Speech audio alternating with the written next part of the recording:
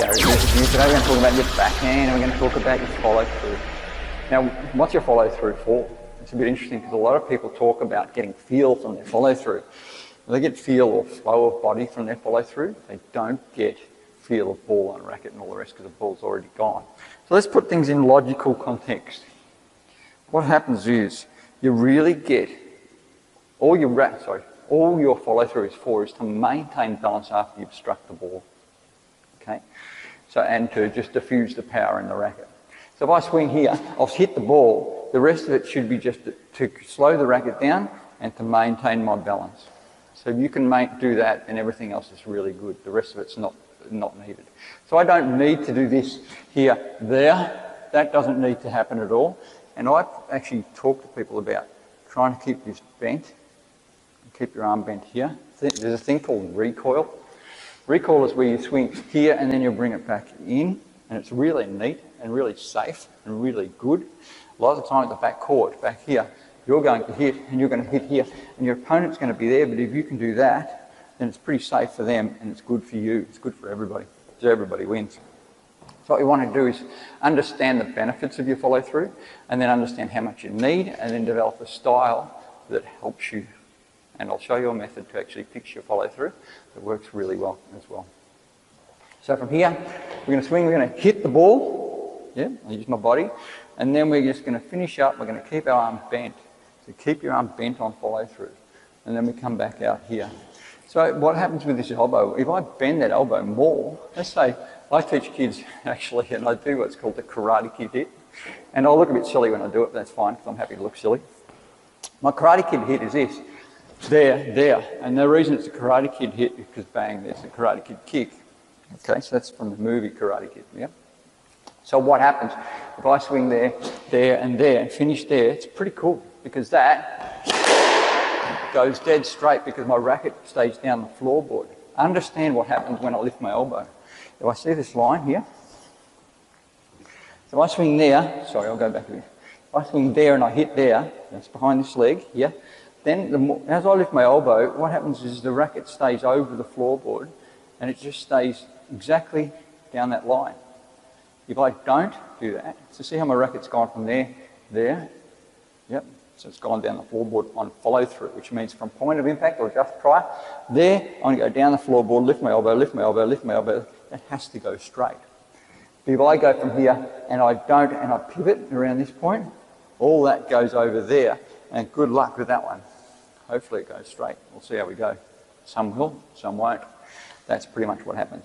If you want to guarantee the ball to go straight, start bending your elbow a little bit. You don't have to go crazy with it, but start bending your elbow a little bit on follow through and see what happens here. That will make it go dead straight. I can tell you it's just quite amazing. And what it does for a boast is phenomenal because you'll go here, 45 degrees, here, there, and you can go out there for a boast. So there, that is pretty unreal as to what it does.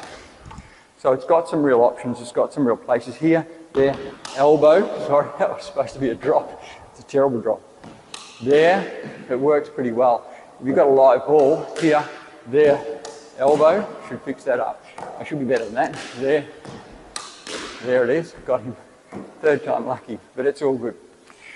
So what happens, that elbow does a heap of stuff, really good stuff for you. So let's just get into that, make sure that you go from here, lift your elbow a little bit on follow through to wherever you're comfortable. Finish up around about shoulder height with your follow through for most of it.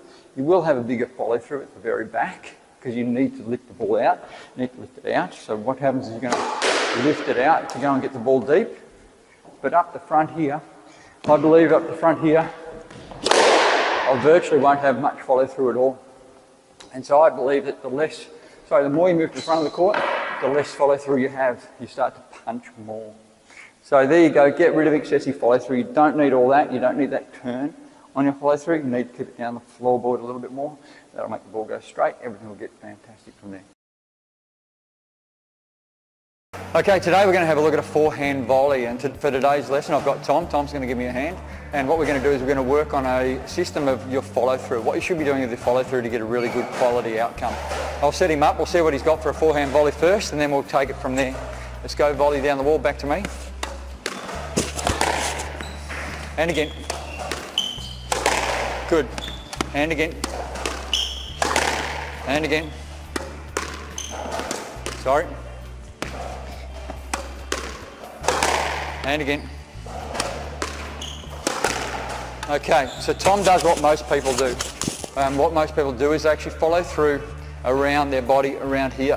What I want to do is try and stop that. For today's lesson, what we're going to do is concentrate on following through and finishing up our point where you hit. So we can point in the direction that we hit. So when you volley, you point where you hit the ball, and that's roughly where we're going to go for our follow through. So let's see what you got. Good, straight away, that's gone straight down the wall. There, look at that, that's gone straight down the wall. All from your follow through. That's really good. So there, out, good. So no matter where you are from the setup, look at that, all those results are just awesome. I think they're actually better than what I hit, which is really good. That's a tough one, and look at that, that's just phenomenal. That's just an amazing result. And again, look at that, once again. So it's that short follow through. Good. You just hardly put a foot wrong. That's on the wall, you've done really well there.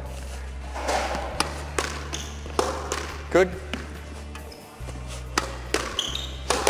Good. Good. Okay, so Tom's picked that up extremely quickly and really, really well. I'm highly impressed. Like, that's very, very good. It's easy, wasn't it? It's just a concept, and once you get the concept, sometimes those sort of things can make a massive difference. Now I need to make him move. So what I'm going to do is I'm going to get him to cross court first, and then I'm going to get him to volley down the wall, and that's how it's going to work. Right, so with movement, it's just going to be so much more difficult for him. So it's a cross court. Now we want the follow through. Good. Make sure you keep that follow through short, and point. Good. Point out, point out. Point out. There, good. It's like you throw the ball down the wall. Point out. Good. Great effort.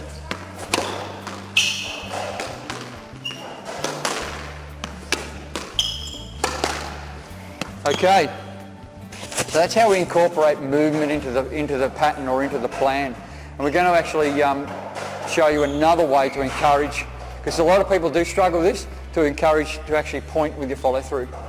I want you to volley to yourself and then volley to me. So the ball's going to come here. I want you to volley to yourself, volley to me, and hit the camera. Volley to yourself. Good. Good. Too good for yourself. Good. Make sure you go to the follow through, point on your follow through. Point, stop. Okay, keep your volley low and flat. Volley low and flat. Volley low and flat to yourself. Good. Very good. Good. Last one. Good. All right, the benefit of the low follow through or the short follow through is that he's finished his swing really quickly, therefore he can move out of the ball really quickly. So it's really active. From there you finish, you're straight back out to your next shot, and it's really simple. Okay, so now comes the test. The test, what we do is we have a test each time, and he needs to play 5 shots, 4 floorboards behind the service box on the full, in a row. That's consecutive. We want you to volley to yourself and then drive the ball to target on the second one. 5 and that's it. Let's go. 1. 1. Back to 1. 1. Still too wide. Too wide. 1. Won't count that one. 2. Just. Come on, get your body engaged. Get your body into it. Back to 1. There's 1. That's what I want. That's a strong body. 2. Perfect. Love it. Struggled on the wall. Back to 1. You've only got a couple more chances left and it's all over, whether you get it or not. Concentrate, point your racket out. Oh, last chance, here we go. 1, 2, 3, I'll take it because it's your last chance. Tough one. And there you go. All right, this is an extremely difficult routine. It is not easy at all. But after a while, once you understand how your body gets, how you hold your body and the follow through, and if you make it too hard for yourself, put it on the side wall, that is, it gets even more difficult. But it's a great little test. It's a great little exercise. Tom's got to do only a little bit more work and he'll get it easily.